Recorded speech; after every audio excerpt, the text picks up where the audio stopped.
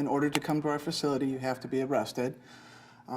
Oftentimes, parents call and say, you know, my kid's been unruly, can I bring him over? No, the child has to be arrested. And once arrested, then of course they start the court process. As far as my end of it goes in resident supervision, we're responsible for the care and custody of all the kids in detention. Our ultimate responsibility is to provide a safe and secure environment, and that would be for everyone involved, the kids in detention, the staff, and the facility itself. And we do that through enforcing the resident rules and following policy and procedures. The kids that we have, you know, vary from truancy to murder and everything in between. So you see quite a very diversified type of clientele, you might say, that we deal with on a daily basis. And you have to handle each kid, you know, in a, not necessarily, you know, it's not a one-size-fits-all. We have to do what works for each individual kid. Resident supervision, we get them up in the morning, we make sure that hygiene takes place, the room's in order, we feed them breakfast, lunch, and dinner. You know, they get a snack before they go to bed. We provide them recreation twice a shift. We have several different church groups that come in and provide all the different denominations provide church services for kids that want to attend church. You know, the direct care is sometimes can be quite complicated based on the personality of the child. Nowadays, we're starting to see a lot more mentally ill kids here, which puts a whole different twist to things. When you have the mentally ill, you know, you're not just dealing with the criminal aspect, but you're dealing with the mental illness also. And that can be quite challenging at times. The type of kids we get today are far different than the type of children we used to get 10 years ago. Why is that? Mental illness, basically. There's very few facilities that want to take the mentally ill kids, and it's really kind of sad because they're just kind of, I mean, corrections isn't the place for these kids. They need to be treated, you know, for their illness and such. It's our responsibility to keep all kids safe. We're going to do whatever we got to do to keep the child safe. You know, we see a lot more suicidal kids, a lot more homicidal kids. We see a lot of personalities that just don't blend anywhere, and it makes it very difficult. So they don't get along, but yet you gotta try, you gotta keep them safe, you gotta make them fit in. We've had to alter our program significantly to learn to deal with these type of kids, because that's not really our forte, you know. But like everything, you know, like I said, you see every type of kid there is, and unfortunately, people want to consider the kids that come into detention, they're just, you know, like throwaways. They're never going to amount to anything. You know, they were out stealing cars or doing whatever. That's not the case. You know, we see a lot of kids that have a lot of potential here. And unfortunately, a lot of them are taking advantage of their juvenile years and doing it because they know if they get caught as a juvenile, it's not that tough of a crime. You know, I'll do my time and I'll go on. If you do it as an adult, it's a little different, but the seriousness of the offenses that we're seeing too is changing quite a bit. You know, you're seeing a lot more child molestation, a lot more rape, a lot more confinement, you know, that type of thing. It used to be burglary, auto theft, you know, conversions, shoplifting, more property crimes as opposed to the violent crimes, and we're starting to see a lot more of that now also. And at a lot younger age also, which is kind of sad, and you know, it puts a different twist on things also, because you get these kids that are out there doing things, but then they come into this environment and they, you know, it's really tough for them. They don't adjust well, and So then we have to kind of kick in and be the parent role also to deal with them as well as the disciplinarian and to make sure that they comply with rules and regulations. Well, you have a tendency, I know, that you try to give these kids pep talks and this and that. I mean, what do you hope to achieve from that? Well, I guess it's like everything. It's kind of like if you can get through to one kid, you feel successful. You know, that kind of carries you through for the next 5 years until you can get through another kid. Nobody wants to have to be physical. You know, you don't want to have to restrain a kid if you don't have to restrain them. If I can get to them through communicating with them verbally and just sitting down and talk to them, you know, I'd much rather prefer that. And typically, 9 times out of 10, the kid, whenever a kid's angry, he's not angry at you or our staff here. He's angry because he just had a visitation and somebody gave him some bad news. He just talked to a probation officer. The probation officer didn't tell him what he wanted to hear. He received mail that, you know, had some information in it that they didn't want to hear. They get angry, they act out. And typically it's not us that they're angry at. So if you can take the time and not take it personally and sit down and talk with them, you can find out, you know, what the nature of the problem is. And you can usually get them to understand that it's not the end of the world. You know, we can work through it, we'll get through it, and you'll get through it okay. What's a code 3? Code 3? No, Code green. Code green, sorry. What's Code 3. Code 3 is lunch. That's our code. Yeah, okay. A code green basically is considered a general emergency. 9 times out of 10, it's a fight, an altercation. Anytime we have a code green, all available staff are required to attend, and you deal with whatever the situation may be. You know, it's over the years I've seen a lot of different things, and the frustrating thing about a code green is you're running into the situation blind. You have no idea what you're going into. We had an experience once where we had a kid had removed a piece of steel from one of the day room areas, and I mean, geez, if you'd have felt this thing, that probably weighed 15, 20 pounds. And he came back from court, he got detained, so he had that piece of steel ready because he thought he was going to get out. So he, you know, grabs this piece of steel and says, anybody comes near me, I'm taking him out. So, you know, you're left with having to contend with these type of things. So when you're running into these situations, you have no idea what you're going to contend with, and you have to make split decisions, you know, immediately without hesitation, and you got to handle whatever situation's at hand. And we do that with maximum numbers, minimal force. Go ahead, you got something? Go step in front of it. Do you have things that you sort of, or you're going into a code green situation that kind of run through your head a mantra, like, you know, it's like, you know, like if you're jogging or you know, breathe deep, take it, you know, things like that. Like what's going through your mind, and what do you think is important for your staff to be thinking about when they're going into a code green? Because, you know, your adrenaline's going to be up.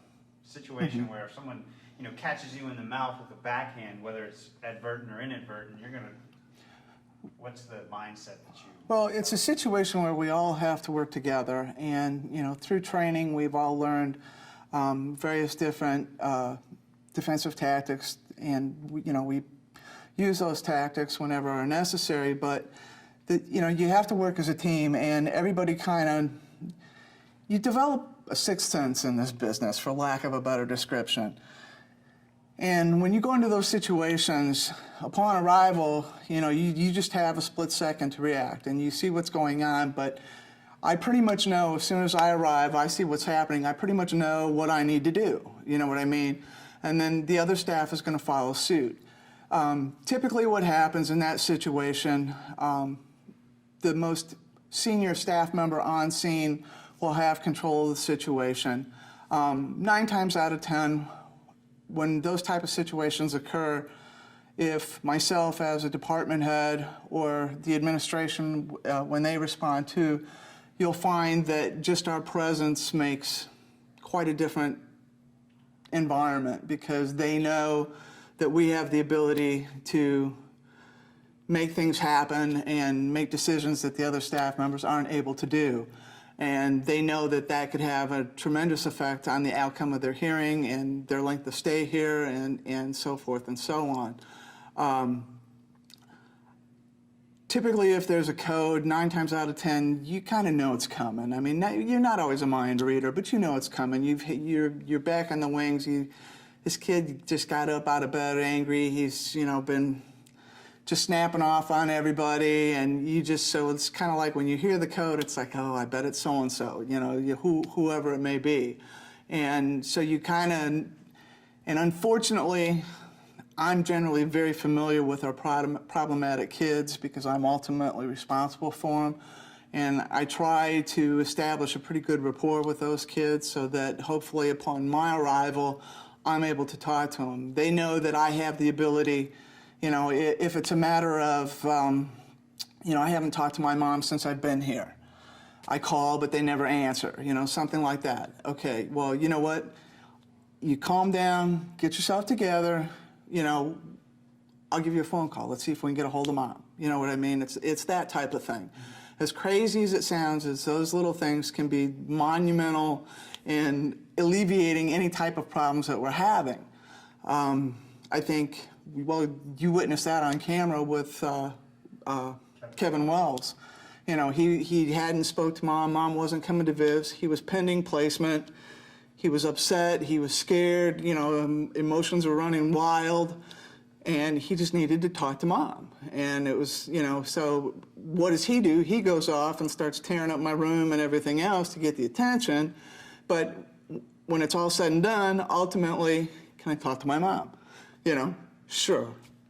If you'll knock the behavior off, if you'll relax, chill out, I'm gonna give you a couple hours, make sure you got yourself together. Yeah, we'll give you a phone call, not a problem, Yeah, and I think when people see these situations on camera, they're thinking, wow, this is like a violent, like riot control type situation. But when you're here, I've noticed that it's to protect them, it's to protect your staff, it's to protect property. At the end of the day, if you do all that, then you've really dealt with this kind of issue in the only way you can, and it actually is a little rehabilitation step because you've done it without anybody getting hurt, and then you go in and talk to Kevin, for instance, and it's one instance where he can look at the situation, he didn't get what he needed, and he got it when he calmed down. So what are your thoughts about that, that it's well, one of the ultimate goals that I try to get across, particularly when I'm dealing with the kids, is it's just, the general life rule. There's consequences for everything you do. There's negative consequences if you act out. There's positive consequences if you act appropriate. And you try to get through to them, and that's not easy to do because they don't typically understand that, and they're going to test the waters. They're going to find out. They want to know if you're just going to sell a wolf ticket or if you're going to act, So in this business, if you say something, you got to follow through without exception. My general rule of thumb is 3 strikes and you're out. I'll talk to you twice. On the 3rd time, if you continue to violate, it's done. There's going to be disciplinary action that comes about as a result of it. Might be as little as, go to your room for an hour. Just chill out. Get yourself together, just rest, whatever. It could be something as simple as that. It may be, you were acting a fool on the table while you're playing cards. I'm taking your cards away from you for 2 days. Can't play cards for 2 days. Those things in this environment is like you chopped off their right hand, you know what I mean?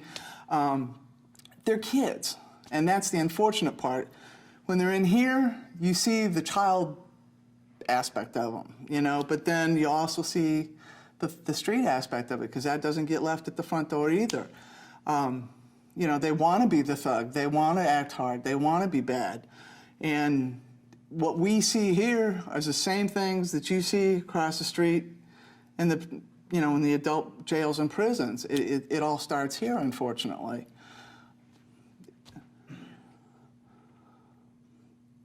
Kevin was he just wanted placement, and he threw a fit, and I don't know how the policies work, but if I see a kid getting subdued by 5 guards, I think he's just written his ticket to be, there's going to be some sort of, that's going to affect his stay. But then when you look at it, it's like you're really just dealing with the situation. He ended up getting placed, and he went on and did his thing. So how do you make the decision whether or not this is the type of thing where Kevin has to face the actual, like, okay, you really screwed up, so, you know, you're going to be detained a little longer, or if you're, say, you know, Kenneth or any one of the guys in here, I mean, sometimes I imagine if you're getting subdued, you're going to go in front of the judge, they're going to find out, and you're going to get a harsher sentence, your sentence will be longer. How does that work? Right. In Kevin's situation, he had already had his disposition hearing, and it was determined that he was going to placement. So, and you see that typically, okay? They've been, you know, sentenced to go to placement. They've been sentenced to the Department of Corrections, or they have a commitment, and they're in their last week of commitment. Well, they think they're invincible. They think they can do anything they want to do because there's nothing you can do to change their stay. Well, little do they know you can. You know, in those situations, typically what happens, I'll make the decision. If necessary, I'll contact the probation officer. I'll let the probation officer know the incident that occurred, the behavior that was taking place, and then typically what will happen, they end up taking it back in front of the judge, and then they, you know, what they end up doing is they'll end up having another hearing and change the status and, you know, that type of thing. So, but yeah, you see that a lot. When they think that it's etched in stone and they're home free, then that, you know, they act a fool. And that's very commonplace around here. You doing okay? Because we could change location, sit No, down, I'm want okay. a drink of water or anything? No, I'm good. Okay. How about me? You, Okay, we're good. I don't know if you guys covered this before, but I'd like to talk a little bit about pod life. Typical day in the life, if you could run through it, because this will help us in establishing things. But just, you know, if I'm one of these guys we're following, one of these gals, I wake up in the morning. How does a typical day go? What time do they get up? And We try to keep a pretty structured environment here. All residents get up at 7 o'clock in the morning.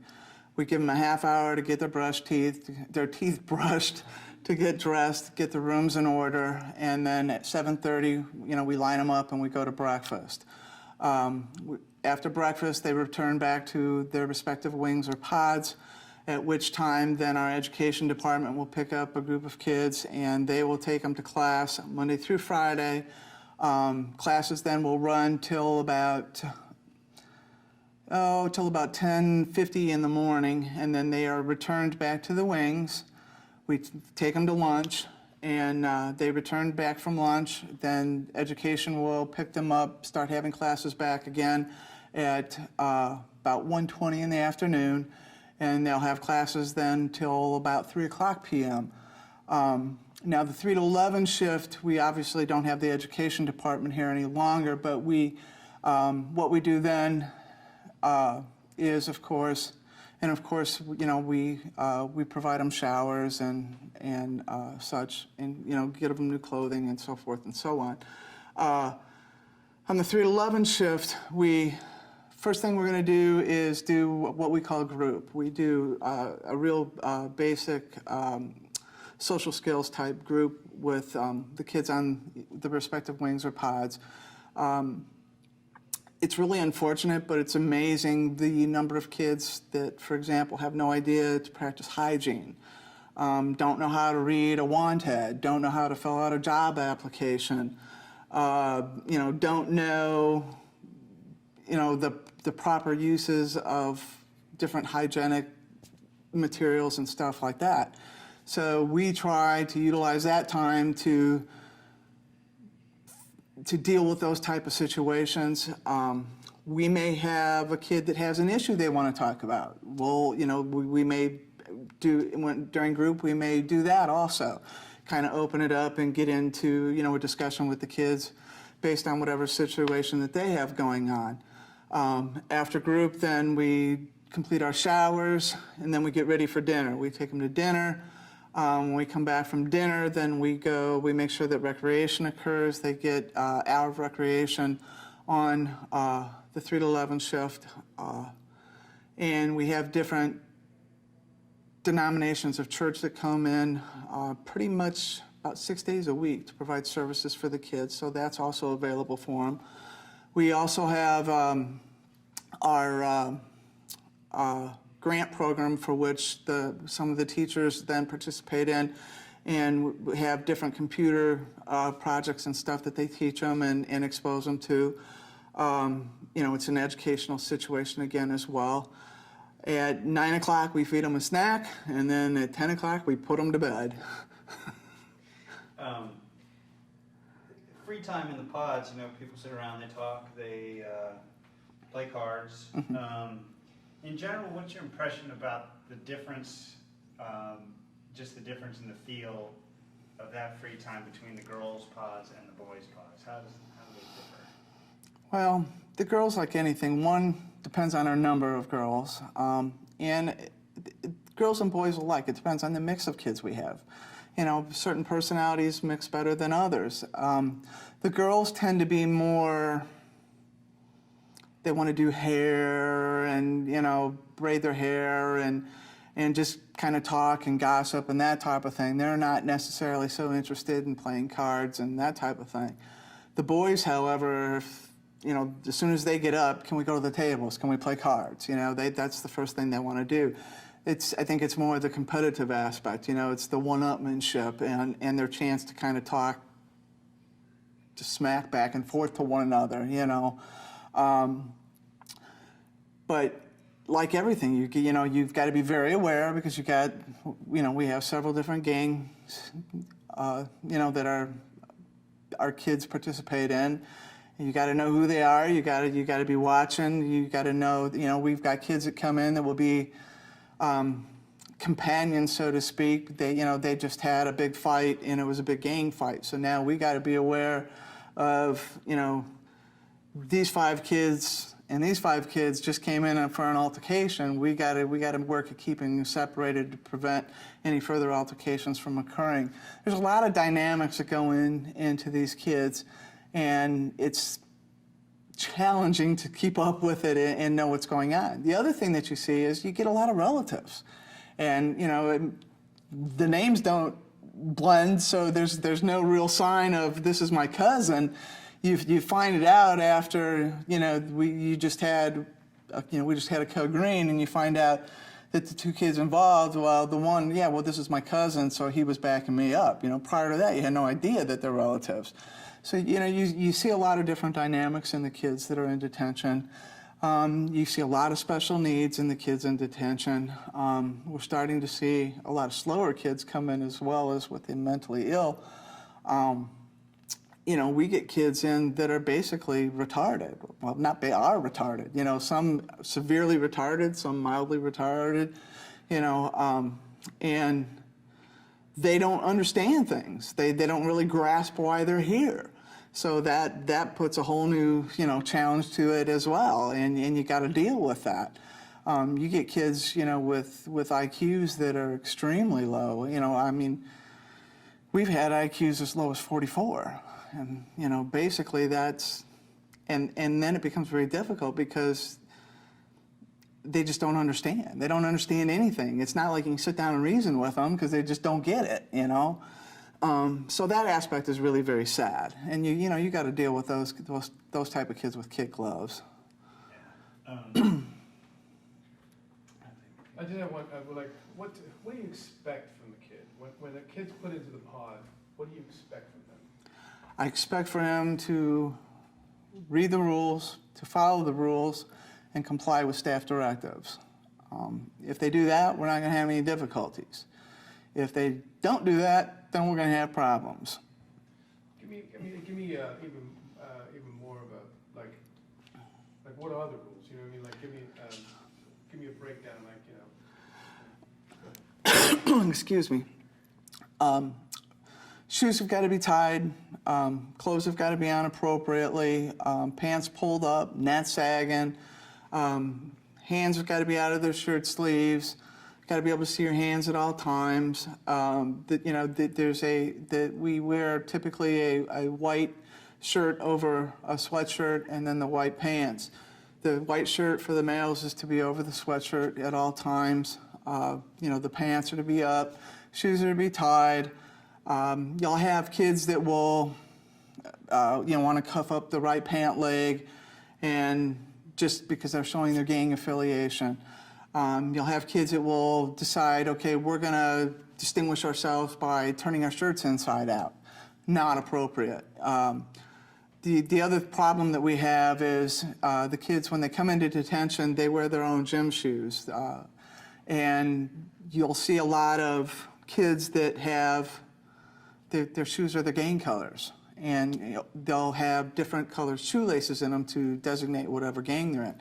We don't tolerate two different color shoelaces. They either have to have both white laces or black laces.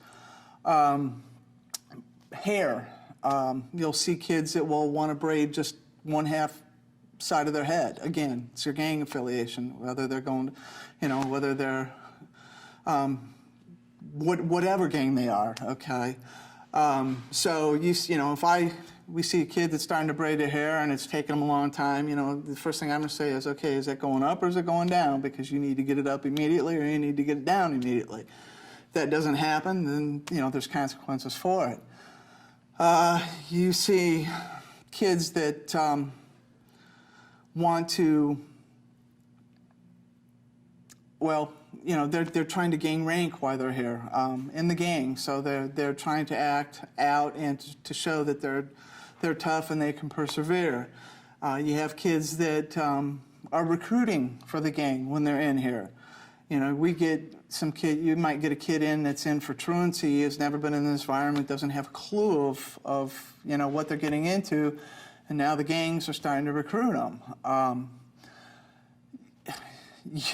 You see, these kids are as creative as the day is long. It's really quite amazing. You got to watch for everything they do. Every article that's dispensed, we count. We know the number that we're handing out. We collect the same number that we handed out. If we don't get what we handed out, then we're going to have to go into searching. Everything you do is accounted for. Like I said earlier, we try to keep a very structured environment. We have certain areas that are considered off limits. They can't, go into those areas without asking for permission. You can't just go get a drink of water like you can at home. You got to ask to get a drink of water. You got to ask to go to the bathroom. But simply because we have to monitor all their movement, we can't, you can't allow everyone just to wander about because, then you're going to have all kinds of altercations going on and everything else. So it's a very structured and in a very controlled environment. Do one more question on that vein. Sorry, same vein. Because I have one. Okay. But you go. Okay, sorry. Do you once you get a kid going through intake, kid gets brought down the hallway. Do you always know the crime that they're in for, or are you just kind of taking kids? Is it, in other words, crime specific? Do you watch a kid more because of his crime, or do you treat them all equally? Anybody on detention side does not know why the resident is here. The only department that knows why the kid is here is the intake department. I have the accessibility to look up and determine to find out what the crime is. However, frankly, I'm going to be honest with you, I don't care. It really has no influence on why the kid is here. It has no influence. It's my job and my department's job to make sure that the kid is treated equally, fairly, and provided a safe and secure environment. Whether it's a truant, a rapist, a murderer, a carjacker, I don't care. It really has no influence. And frankly, we did a few years back, we used to be that we had the availability to know the crime, but I just don't think it serves us any purpose. There's really no reason for us to know it. It's, every kid is here to be treated equally and fairly. That's up to the courts and the judges to deal with the crime aspect of it. Going back to the general rules, all the things they read, what do they have, sort of, and generally speaking, what are the common rules they have the biggest problem with? All of them. They don't like structure. They don't like having to answer to someone. They all want to think that they're adults. I can do whatever I want to do. They hate to have their pants up. For one, of course, that's not the style. They want their pants to be sagging. They hate to tie their shoes. Again, it's not the style. I don't want to tie my shoes, I can't tell you the number of times I'll, dress a kid and say, hey, get your shoes tied. I can't tie them. there's not enough strain. Well, you know, I mean, it's like, okay, if I tie them, there's going to be some repercussion here, okay? Mysteriously, all of a sudden, they can get their shoes tied in a split second, you know? The fact that they can't just do what they want to do when they want to do it. You know, just like I said, you can't just walk over and get a drink of water. You can't just walk over and go to the bathroom. You have to ask permission. You can't just go to the phone and make a phone call. You have to ask permission. You know, these are, it's basically, you know, I don't want to say their freedom's taken away, so to speak, because they have the availability of all these things. It's just controlled. We have to monitor all the movement. In order to do that, with the number of kids that we see on a daily basis, you have to know where each and every kid is going and what they're doing. This is a maximum security facility.